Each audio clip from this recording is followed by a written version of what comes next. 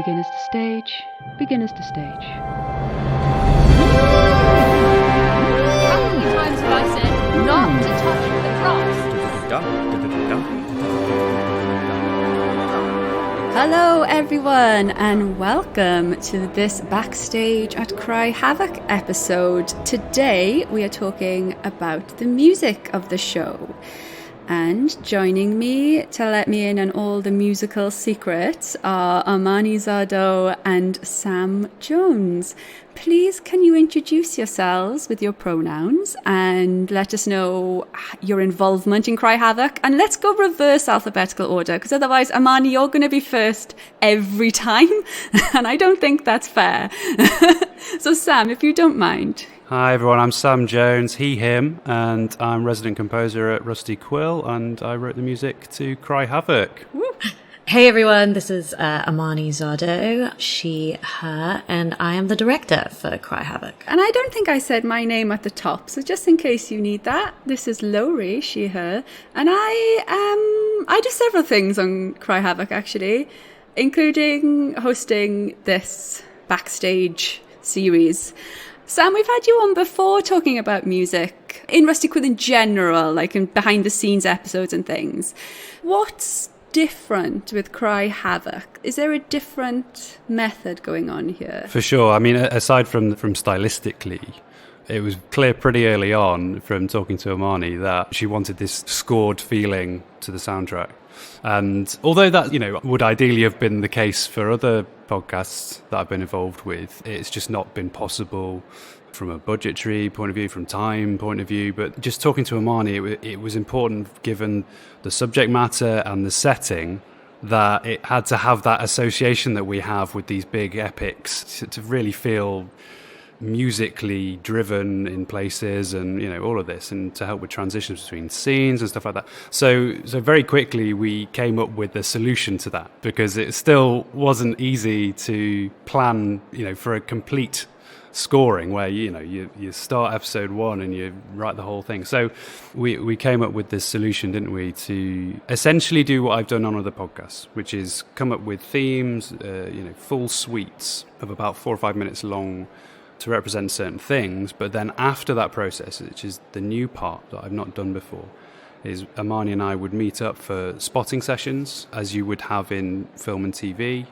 to decide together where the music should go and what should go where. And yeah, that's essentially the biggest change, is that I've then been able to take the music I've written and chop it up, mix it up, change it a bit, and put it where I want it to have that hands-on approach. Has been really nice. So how did that journey start for both of you? The decision to work in that way, doing the spotting sessions, I'm pretty sure that was something you suggested, Sam, kind of like in our very first chat, figuring out how we were going to make this work. I knew it was unlikely that we'd be able to have a solution where I would be able to score from start to finish every single episode. It's 20 episodes.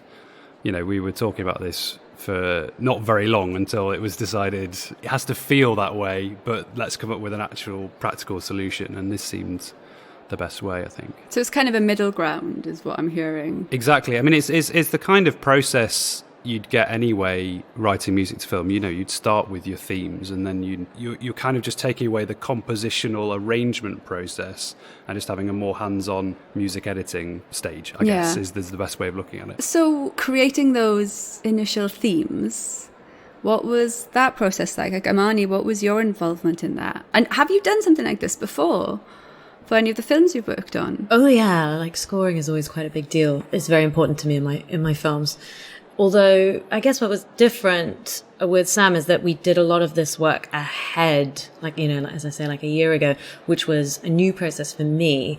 But in terms of the actual like spotting sessions that we've been doing more recently now on the episodes, that is closer to what I've done in the past, kind of being in the room and figuring out what sort of thing we need where we need a little extra help or something that's important that needs to be highlighted. Yeah. Going back to, like you said, it was about a year ago that you first started working together. What point was Cry Havoc generally in then? Were the scripts written? Were we recording? They were written to quite a good extent. I think this time last year, we were probably around second draft from the writers. We had a writer's room of 8 writers, and then David was going off to do the final sort of script editing drafts, but he didn't do that until June. So yeah, we were quite early on at script stage still, and trying to convey to Sam exactly, where the story peaks and troughs were actually happening, and indeed what exactly they were going to be was quite hard. So what were you handed, Sam? Or metaphorically handed then? Well, I had a show Bible, which we have for everything now, and that's really useful, because in some ways that's more useful to me than scripts are. I think that's a personal thing. I've always been, I probably shouldn't say it, it's not a good promotion for myself. I've never been very good at reading scripts and seeing it, or like really hearing it. I mean, obviously I get what's going on, but to get an idea of tone, if it's picture, I need to see it. If it's voices, I need to hear the voices, and then it all makes sense to me, much more readily than reading a script. So the show Bible was good because it gave me an idea of tone, who was who, and Amani was obviously doing that as well. And so, as always with conversations for this, they start with what actually needs music. And as Amani said, that was tricky to do without fully everything, completed and fully fleshed out. But we knew, like, these characters are going to benefit from an identifier, a musical identifier, and also these themes that Amani was really good on what, like, we have a political suite, we have an assassination suite, if that's not too much of a spoiler. Things like this are really help. And I think what was interesting is latterly we decided, because in early conversations we decided not to make the music too comedic. We knew there was a lot of comedy in the writing, but musically it's a sort of an agreed system that you don't put too much comedy in the music, or it becomes too on the nose if you do that. But actually we did decide to do another suite, which was a comedy suite, just to bring that back a little bit, to give us a bit more musical maneuverability. But essentially that's what I had, is the Bible, and I had Amani's guidance. And at that point I think that's probably it, isn't it, Amani? Wow, that sounds kind of terrifying to me. Well, we talked quite a lot about like style, as you say. Yeah, we didn't want to go too comedy on the nose, and we talked about, obviously these are massive historical figures, and we took some inspiration from the sort of classic golden era of Hollywood, movies. We knew that we wanted some musical themes to be on that kind of epic scale.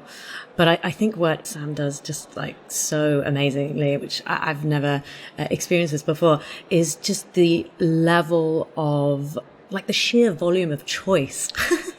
Like, he will write one musical suite, but it's not one musical suite. There will be like, I don't know, 1,000 alternatives that he just kind of magics together of more simplified versions, slightly more upbeat, slower paced. I can't even. So more like different flavors of the same. Different flavors of the same thing. That just means that when we're doing our spotting sessions, we have so much choice to play around and find the exact right musical flavor.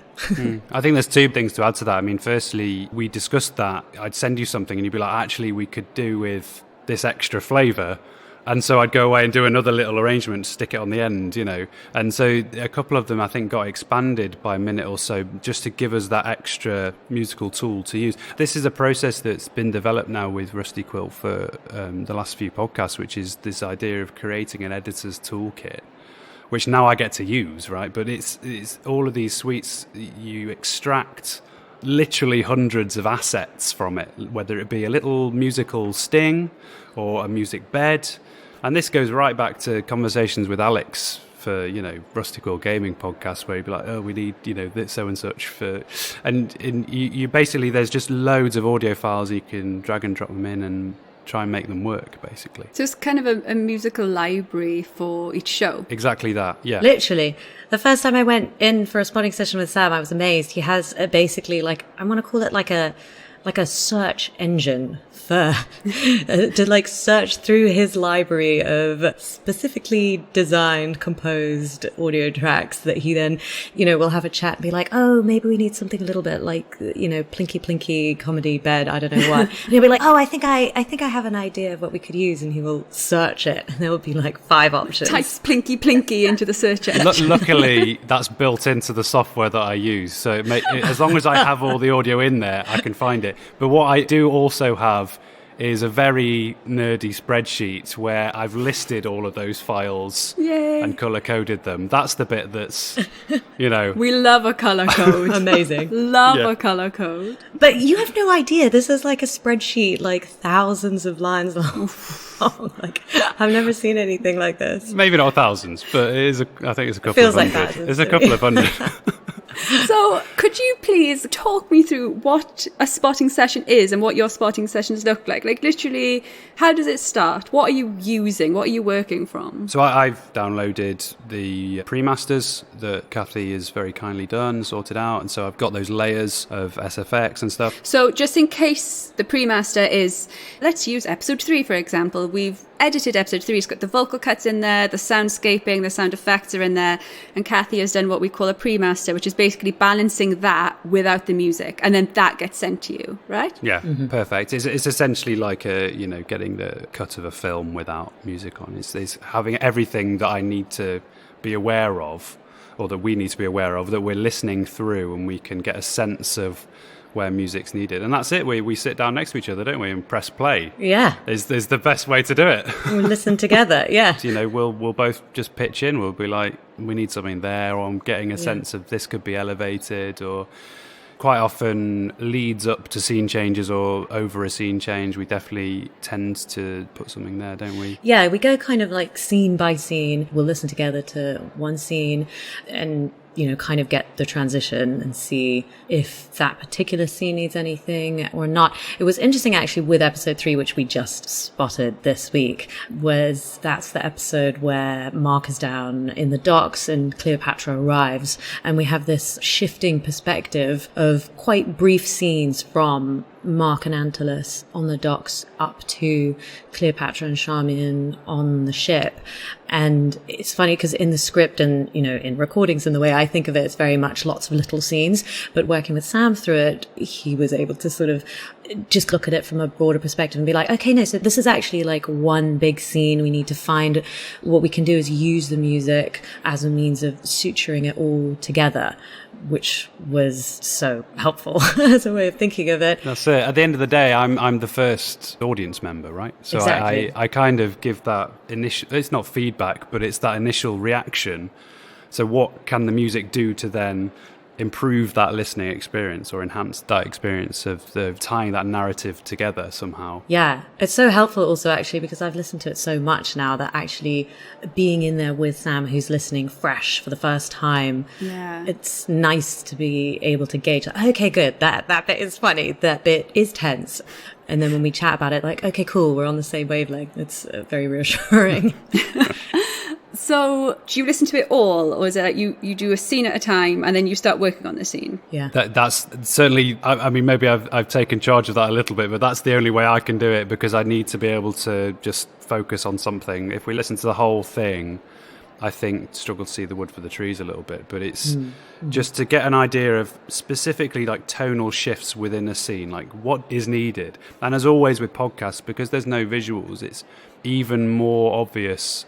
Music entries and exits are really difficult to deal with, and so you need to soften them, or you need to extend music quite a lot, or just keep it super short even, but just plonking something in is very hard to do. So yeah, there's a lot of just like the nuances of that a little bit is the thing we talk about quite a lot. So what I'm imagining is you've listened to the scene and you've been like, oh, could we need something here, or we need something there, and then Sam, you go to your big spreadsheet and you're like, right, I will take this thing. I will take something from the pink column and put it in here.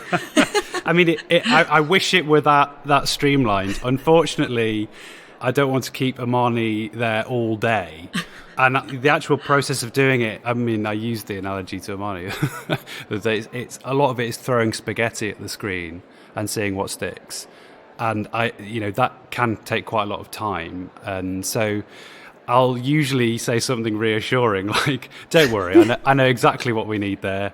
Fine. And then go away and sweat it out for a couple of days. Surrounded by spaghetti. Yeah, Oh, God. It's literally so reassuring also because normally I'm quite a controlling person. I would normally be like, let me hear something.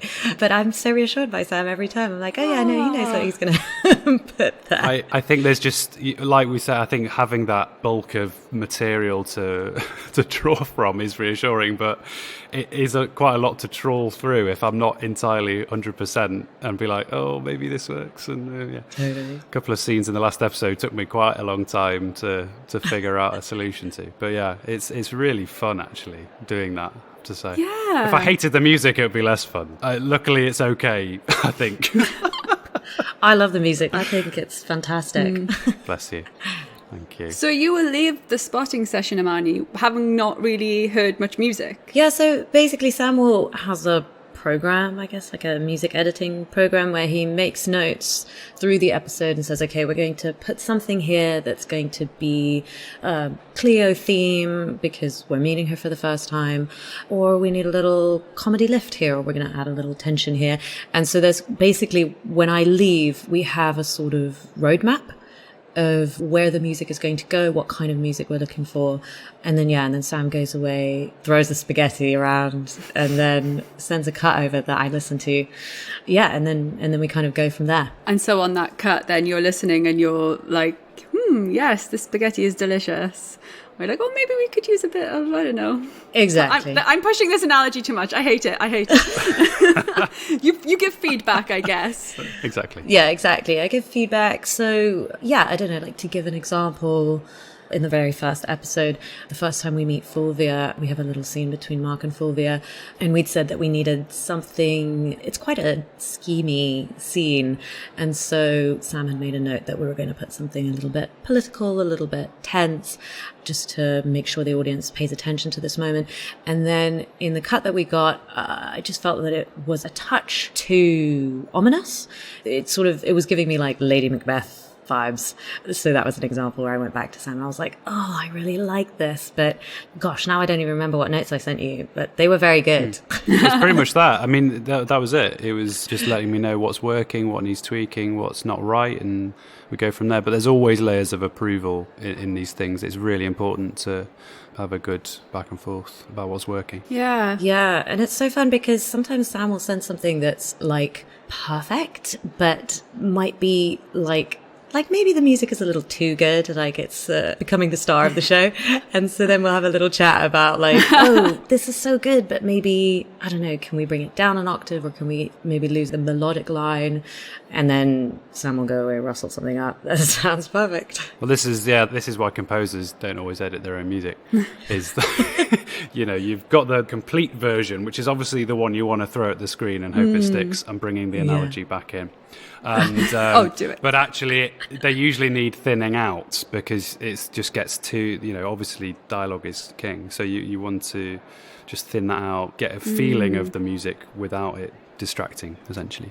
Something that strikes me is that music is very subjective. Like, how have you found communicating what you want? I can imagine that could be a muddy process where you're like, no, I want it to be more like this, but I don't really know what needs to happen for that feeling to come out more. I mean, you can answer this better, Imani, but I know there's been 2 levels of this because of the process. We had the initial level where, I wrote the music a year ago, and as I said to everyone I work with, is sort of 2 terms I like to deal with, which is energy and tone.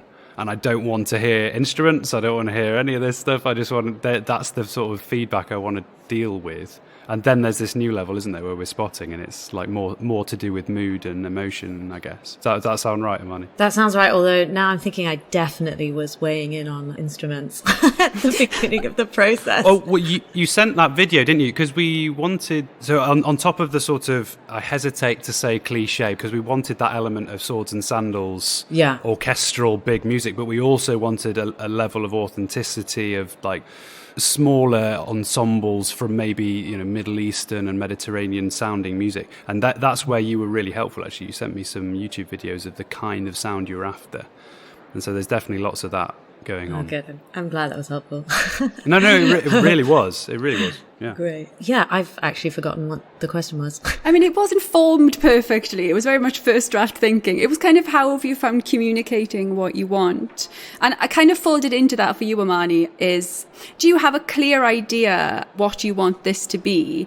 And then how easy do you find communicating that? I feel like there are multiple aspects to that question. I would say one kind of has to do with building the musical world, in a sense. And a lot of the work that Sam and I did last year meant that we had kind of built this world. Yeah. And there were, bits where I was like, gosh, and this is also my inexperience working in audio where I was like, oh, is this theme going to be too much? Is this suite going to be super distracting?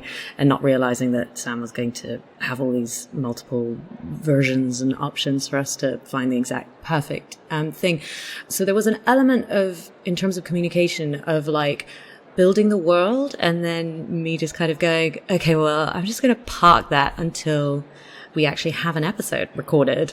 And then we'll all be clearer about what needs to go there because there's only so much precision we are able to create or work with before we have a recorded episode, right? And then on the other hand, the fact that Sam was able to build this whole kind of musical world meant that actually I felt quite confident going into the spotting sessions that we would find something that was going to work. And also if we don't, then I'm hoping that Sam would write something. So this is the joy of having a composer at your working with you. It's amazing. That hasn't happened yet, has it? But we're quite early on in the music. It's about to, but I don't want to call it laziness, but there's definitely been moments where I could have, but found a solution, through a bit of jiggery pokery. But essentially, it's a combination of using stems and various audio processing to make things fit in terms of timing and tuning and things like that. But so far, I think it's been fine. But there's definitely going to be moments where it's just not feasible to stick these audio parts together. Yeah. It needs to be a bit more nuanced than that. I'm sorry, I'm going to hop in there just to clarify. I don't think it's lazy of Sam at all to be doing some jiggery pokery.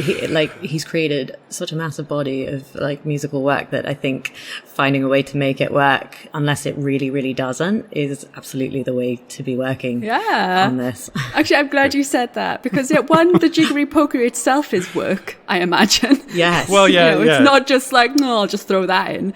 Yeah. Well, as I said, if the spaghetti isn't sticking, you see. You've got to cook more spaghetti. Yeah, with some jiggery pokery. I don't know what I'm talking about now. Yeah, to be honest, so far it's largely been time stretching. I've had a lot of files that have been just a bit too fast and sort of dragging us through the scene a bit too energetically. So I've just tempered that a little bit a few times. That's been the main thing I've had to do, to be honest, and then it's been okay. But yeah, we'll see. I'm anticipating a bit of Mickey Mousing to do. That's a musical term for you. Yeah, what does Mickey Mousing mean? It comes from animation. It's when so much is going on, but specifically in animation, music hits those beats. It's essentially a negative term for writing music where you're hitting too many things in a scene and you should be playing the overall thing. But there will be moments where you have to change tone on a dime, and yeah, that's called Mickey Mousing. I'll be honest with you, I'm not sure I followed that completely, but I'll listen back when I'm editing and maybe I'll get it the second time. I promise you, when you watch an animation film, the music changes a lot.